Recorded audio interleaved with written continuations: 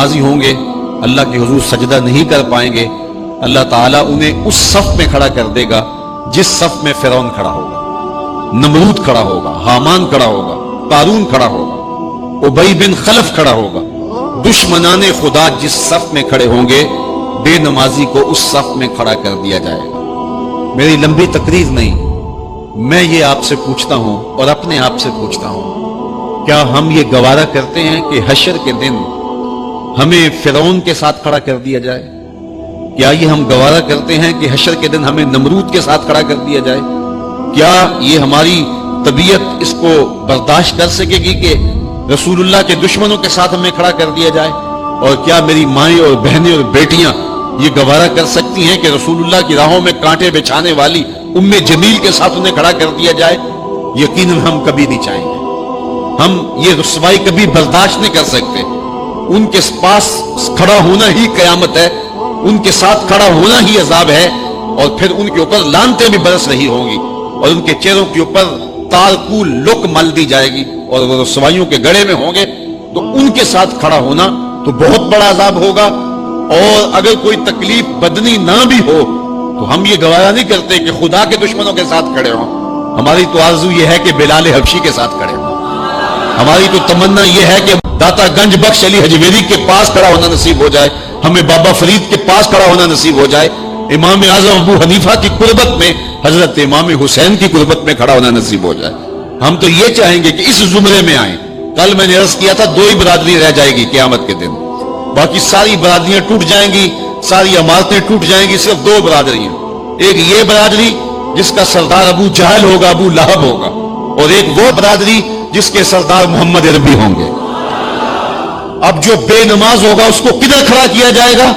جدھر ابو جہل ہوگا، جدھر ابو لہب ہوگا، جدھر عتبہ ہوگا، جدھر عتیبہ ہوگا، جدھر ولید بن مغیرہ ہوگا، جدھر فرعون ہوگا، حامان ہوگا، شدید ہوگا، شداد ہوگا، نفدنون ہوگا، قارون ہوگا، دشمنان خدا ہوں گے۔ بے نمازی کو صف میں کھڑا کر دیا جائے۔ 6 گھنٹے کی تقریر نہیں کرتا، ان 2 لفظوں کو سمجھ لیں۔ کیا ہم گوارا کر سکتے ہیں کہ اس صف میں نہ کھڑے ہوں جس صف کی امامت رسول اللہ کر رہے ہوں، بلکہ اس صف میں کھڑے ہوں جہاں فرعون کھڑا ہو، نمرود کھڑا ہو، حامان اور قارون کھڑا ہو؟ تو یقیناً ہم تو اس تصور سے کانپ جائیں کہ ہم ادھر کھڑے ہوں گے۔ تو پھر آج دعا کی اس محفل کے اندر یہ عزم کر کے اٹھو کہ جان جائے تو جائے، نماز نہ جائے۔ 38 پہلے تھے، 39واں عدد تھا حضرت امیر حمزہ کا۔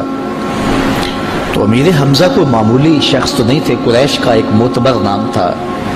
تو جب وہ ایمان لائے تو ذرا حوصلہ اہل ایمان کا بلند ہوا، اور میرے حضور نے بھی اللہ کی بارگاہ میں ہاتھ اٹھا کے دعا مانگی، اے اللہ ایک شعر دے دیا ہے، اب ایک شعر اور عطا کر دے، اب تیری مرضی کہ عمر بن حشام دے دے یا عمر بن خطاب دے دے۔ عمر بن حشام یہ ابو جہل کا نام تھا، اور عمر بن خطاب حضرت عمر رضی اللہ تعالی عنہ کے لیے دعا کی گئی، کہا ان دونوں میں سے جو تجھے پیارا لگتا ہے مالک وہ اسلام کو عطا کر دے، 40 کا عدد پورا ہو جائے۔ اچھا، اب حضرت امیر حمزہ کا ایمان لانا کوئی معمولی واقعہ تھا نہیں۔ قریش سر جوڑ کے بیٹھ گئے، کفار کی صفوں میں کھلبلی مچ گئی، یار یہ اتنا عام شخص بھی چلا گیا، آج کل کوئی اور چلا جائے گا تو پھر تم تو بہت پیچھے رہ جاؤ گے اور مقابلہ نہیں کر پاؤ گے، ابھی وقت ہے تو ابھی کچھ کرو۔ تو 24 سال کی عمر ہے، ہاتھ میں تلوار لیے عمر بن خطاب اس عزم سے گھر سے باہر نکلتا ہے کہ نہ رہے بانس نہ بجے بانسری، میں تو چراغ زندگی بجھا دوں گا اور یہ قصہ ہی پورا کر دیتا ہوں۔ آج حمزہ ایمان لائے، کل کوئی اور ایمان لے آئے گا۔ تو عمر گھر سے نکلے اور دل میں ارادہ یہ تھا کہ بانی اسلام کی زندگی کا چراغ بجھا کے واپس پلٹوں گا۔ جوش ہے، جنون ہے، جذبہ ہے، اور آنکھوں میں خون اترا ہوا ہے، تلوار لہراتے ہوئے مست ہاتھی کی طرح چل رہے ہیں۔ 24 سالہ جوان گھر سے باہر نکلتا ہے، لیکن تقدیر ہنس ہنس کے کچھ اور ہی کہہ رہی ہے۔ سودا لینے کے لیے بازار گئے، ہاتھ اس کے بکے جس کے خریدار گئے۔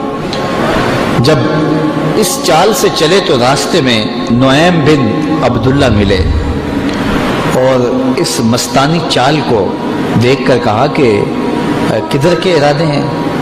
کہا وہ چراغ زندگی بجھانے جا رہا ہوں بانی اسلام کا، یہ روز روز کی کہانی ختم ہو جائے، اور ہمارے لات منات حبل اور عزا کی آبرو پہ حملہ آور ہیں، اور ہر دن کوئی نیا شخص ان کے ساتھ آ کھڑا ہوتا ہے۔ آپ کو پتہ ہوگا حمزہ بھی اب ایمان لے آئے ہیں، تو میں چاہتا ہوں کہ میں یہ قصہ ہی تمام کر دوں۔ تو نعیم بن عبداللہ زیر لب مسکرائے اور کہا عمر گھر کی خبر تو لے لینی تھی۔ اچھا، عمر غیرت کا مجسمہ تھا، تو بڑے غصے سے کہا کیا کہانی ہے؟ کہا تمہاری بہن فاطمہ بھی ایمان لے آئی ہے، تمہاری بہنوئی بھی مسلمان ہو گئے۔ کہا سچ سے؟ کہا ہاں سچی خبر دے رہا ہوں۔ اللہ اکبر! یہ رخ سیدھا اپنی بہن کے گھر کی طرف کر لیتے ہیں۔ جب دروازے پر پہنچا تو اندر سے قرآن پڑھنے کی آواز آ رہی تھی۔ معلم ان کو قرآن سکھانے کے لیے گھر بیٹھا ہوا تھا اور یہ قرآن سیکھ رہے تھے۔ زور زور سے دروازے پہ دستک دی۔ دستک کے جارحانہ انداز سے بہن سمجھ گئی کہ یہ عمر کے ہاتھوں کی دستک لگتی ہے، تو اس معلم سے کہا کہ تمہیں ہم چھپا دیتے ہیں تو ہم اپنے بھائی سے خود سامنا کریں گے۔ دروازہ کھولا تو غصے میں بپھرے ہوئے تھے۔ سنا ہے تم بھی دین چھوڑ دیا ہے، سابی ہو گئے ہو، یعنی اپنے گزشتہ دین کو ترک کر دیا ہے، اور اپنی بہن پہ ٹوٹ پڑے اور مارنے لگے، حتیٰ کہ انہیں لہو لہان کر دیا۔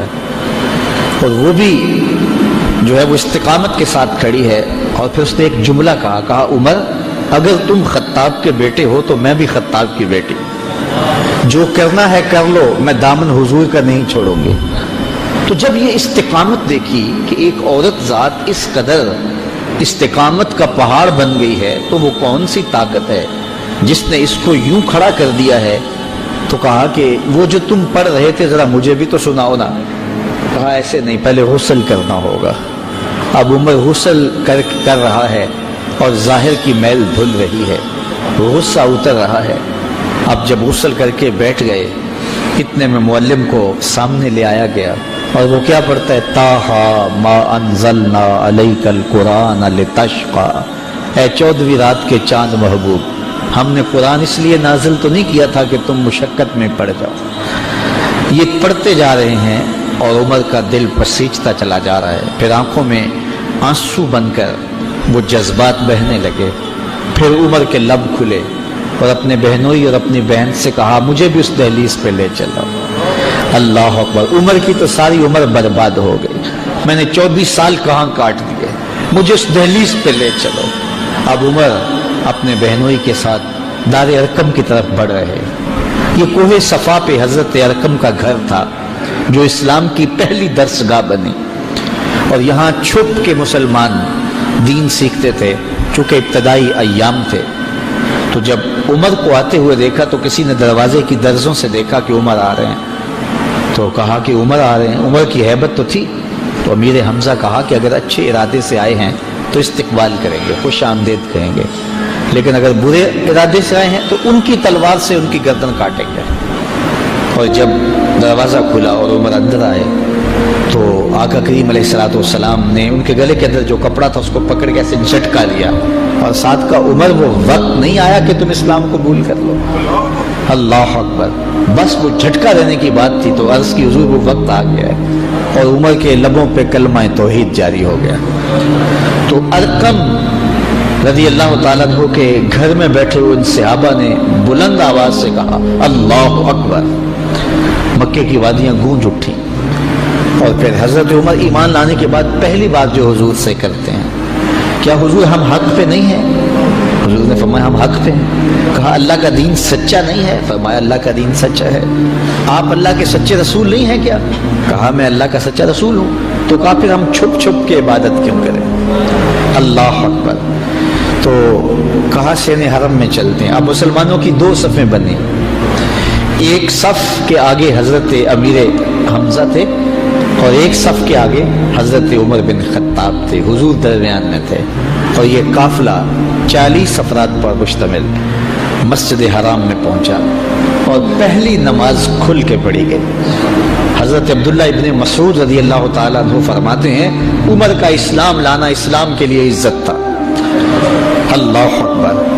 اور ادھر یہ صفیں چل رہی ہیں، دار ارقم سے، کوہ صفا سے حرم کے صحن کی طرف یہ لوگ اتر رہے ہیں، اور ادھر